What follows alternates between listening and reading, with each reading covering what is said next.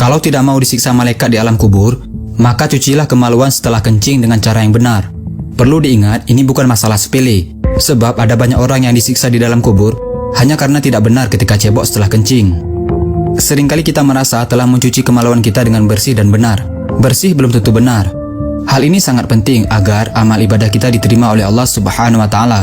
Terutama, solat kita tidak akan diterima oleh Allah jika kemaluan bekas kencing kita tidak benar-benar suci saat kita cebok. Dari Abdullah bin Abbas radhiyallahu anhu, dia berkata, Nabi Muhammad SAW melewati dua kuburan, lalu beliau bersabda, sesungguhnya kedua mayit di dalam kubur ini disiksa, dan tidaklah keduanya disiksa dalam perkara yang berat untuk ditinggalkan.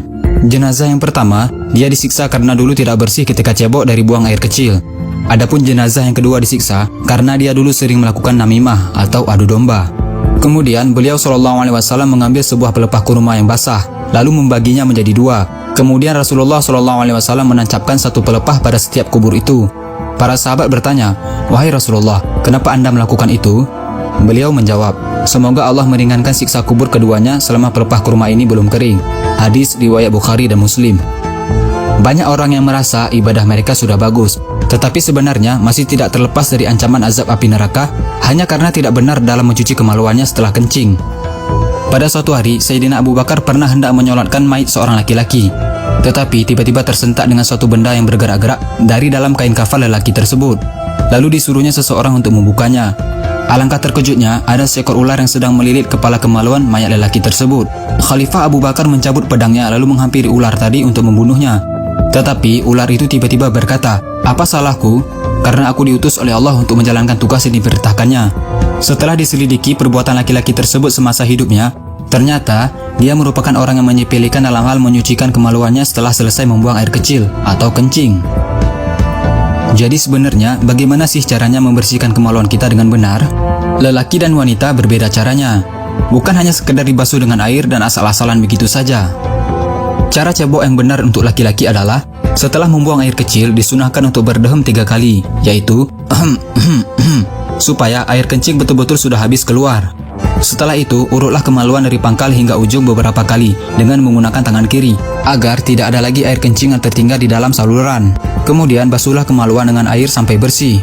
Dan cara cebok yang benar untuk perempuan, silahkan kalian bisa bertanya kepada ustazah terdekat, agar tidak salah lagi saat cebok dan malah mendapatkan siksa kubur. Sudah benarkah cara membersihkan kemaluan kita selama ini? Kalau belum benar, mari sama-sama kita betulkan agar kita terhindar dari siksa kubur dan siksa neraka. Karena telah dijanjikan neraka bagi mereka yang tidak istibro, yaitu orang-orang yang tidak menyucikan dirinya dengan sempurna, baik itu hadas kecil maupun hadas besar. Rasulullah SAW bersabda, barang siapa yang menyampaikan satu ilmu saja dan ada orang yang mengamalkannya, maka walaupun yang menyampaikannya sudah meninggal, maka dia akan tetap mendapatkan pahala. Ada beberapa catatan yang harus kita ingat. Tidak ada kata malu dalam urusan menyampaikan kebenaran agama. Dan jangan beranggapan ilmu fikih itu jorok, karena ilmu fikih itu menjelaskan sedetail-detailnya demi menyelamatkan kita dari siksa kubur dan siksa neraka, hanya karena masalah sepele, yaitu tidak bersih ketika cebok. Na'udzubillah min zalik.